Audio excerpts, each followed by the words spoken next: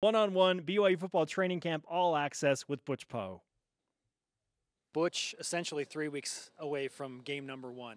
When I say that, what's the first thing that goes through your mind? Excitement. We're definitely excited, especially with the kind of energy and enthusiasm we're bringing to the practice field. You see that as a team, we're excited to play Portland State.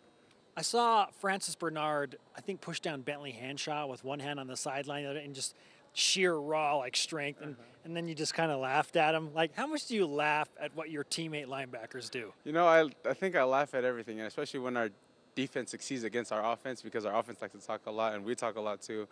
I mean, it just brings a lot of fun to the field and to the game, and so the competitiveness that you're seeing this year has definitely risen a lot, and so that's the hope, is that we can continue to compete, and if we do that, you'll see a lot more smiles. What's that dynamic like when you're going after each other, play after play, practice after practice? Because it seems like when practice is over, then the one-team dynamic sets back in. But during practice, it is very much not that way. Oh, yeah, it's definitely offense versus defense. I mean, even before, right when we're out on the field stretching and getting ready, you see Tooney and Tijon talking, but then you hear Francis, me, and Fred all going at it. And so we're all just trying to make sure that we compete at a high level. Tijon was the one that reminded us of that. In 2015, right before, I believe it was in our Nebraska game, he came up and spoke to us, and he said that one of the things that he hates is losing, and one of the things that he loves is to compete. And so he reminded the leaders of that this year, is that he wants to see the same thing, is he wants to see everyone compete at the level that he competes at. And man, that's an All-American guy, and so if we can compete at the same level, then we're going to be a good team. You and Francis Bernard and Fred Warner are household names when it comes to BYU linebackers. But what about the guys behind you? Who have you noticed behind you that's pushing you to be better in camp right now? One of the guys that has been pushing me a ton is Kuja Tapusoa. He's been flying around to the ball. He has a knack for the ball, and that's something you didn't see very much last year just because he was struggling to figure out the defense. But now that he has it figured out, Kuja is everywhere, and so it's fun to have him coach me at times and then me coach him, just because we're good friends and we're good brothers. And so that's the hope, is for us to be able to be coachable and teach each other so we can get better as a defense. How much do you pay attention to those guys that are immediately behind you and their technique and coach them specifically? A ton. Coach Sitake and Coach Suyaki and Coach Kafusi, each of those guys remind us, Fred, Francis, and I, that these guys need to focus on their fundamentals. If they don't focus on their fundamentals now, 3 or 4 years now, when they're starting or playing or leading this team, our defense won't be as good as they need to be. And so if we can just take care of those things now, then we'll be okay. And you're seeing that with Will Cedric, who is a newcomer, Christian Folau, another newcomer who transferred, Garrett England. Each of those guys are focusing on those little fundamentals that Coach Kafusi is teaching them. And you see that once they change it, they're flying around to the ball and getting to this position, to the spot on the field that they need to be, so that they can make plays. How much better do you know the intricacies of the defense from last year now to this year? A lot. That was one of the main concerns for Francis, Fred, and I, was to worry about the details and the scheme, especially the scheme, to know exactly where everyone is at so that we can take advantage. If our offense lines up in a certain formation, we know that, okay, our safeties are going to bump over one way, so we can do certain things to be able to play faster to where we can make the play. And so you're seeing that with each of us understand the scheme perfectly to where we can make plays at all times. And we're doing a good job. Who talks the most trash among the linebackers? Between Francis and Fred, but usually the talk that they have is between them and Tijon, so we'll see. Why is Tijon the instigator of all of this? It's Tijon. He's an All-American. He loves to play and he loves to compete, and I think that's just his game. And so if he can do it, then that's going to get us better, then we got to take it and give it back, because we know that it's going to get him better. Where do you feel like this team as a whole has improved the most from day one of training camp to now almost practice number 6? Okay. In regards to speaking for our defense, I feel like we focused and have improved a lot in understanding the scheme and our fundamentals. During spring ball, our coaches, they have a little sticker on the board where one of the goals was focus on the fundamentals and master the scheme.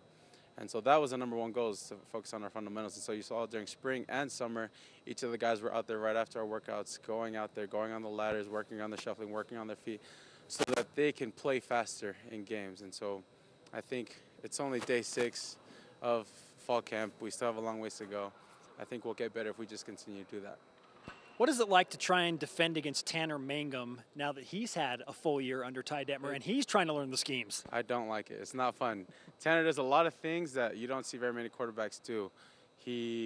in regards to him and Shaka, and there's just so many things that you think, oh, okay, I'm going to run and break and I'm going to get the ball, but Tanner will just look you off and then come back and there's another receiver right behind you. And so you see Tanner taking full advantage of what he has learned from all the camps that he's been at and putting in the work that Coach Demmer and him have been doing together. And so that's not only making our offense better, but making us as a defense better because we're going against one of the best quarterbacks in the country. Who's your favorite player to tackle on the offensive side of the ball? Oh, I'd have to say my brother.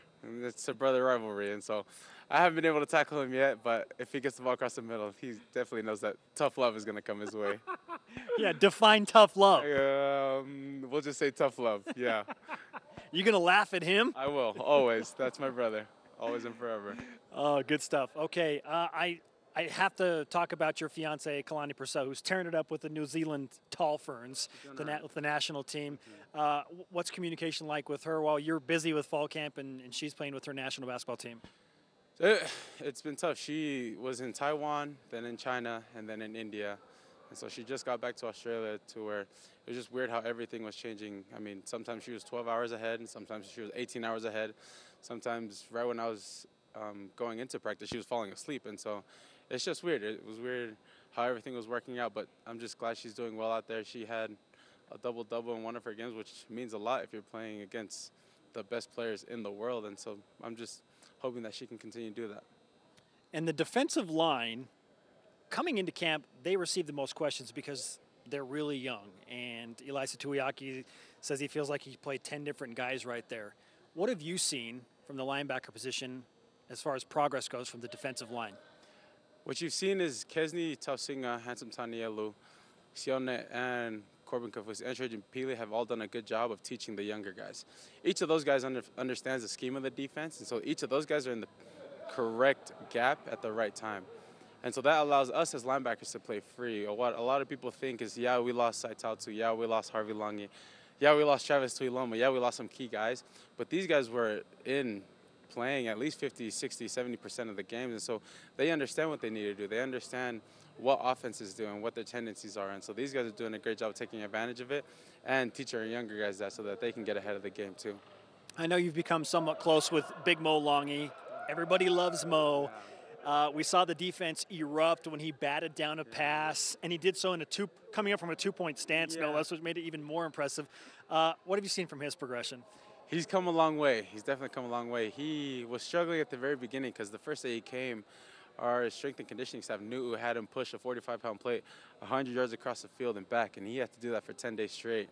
And so he was struggling at the time, and you saw him just come, and he didn't say a word. He didn't complain. He just said, man, this sucks, but let's get to work. And so you see him in the weight room. He benches 365 like it's 225, and he'll do that 10 times, and then he'll get up and he'll just start smiling. And so it's really good to see that he's having fun with what he's doing. And so we understand that, yeah, it's only his 6th day ever playing football, but I think with time you're going to see a great player come out and play. How's your health? I'm 100%. I'm 100%. Yeah, no worries. We like to hear that. Yeah, so do I. So does my mom and dad. So we're okay. Share some tough love with your brother. I will. Thank you. Thanks, Butch. Thanks, Spence.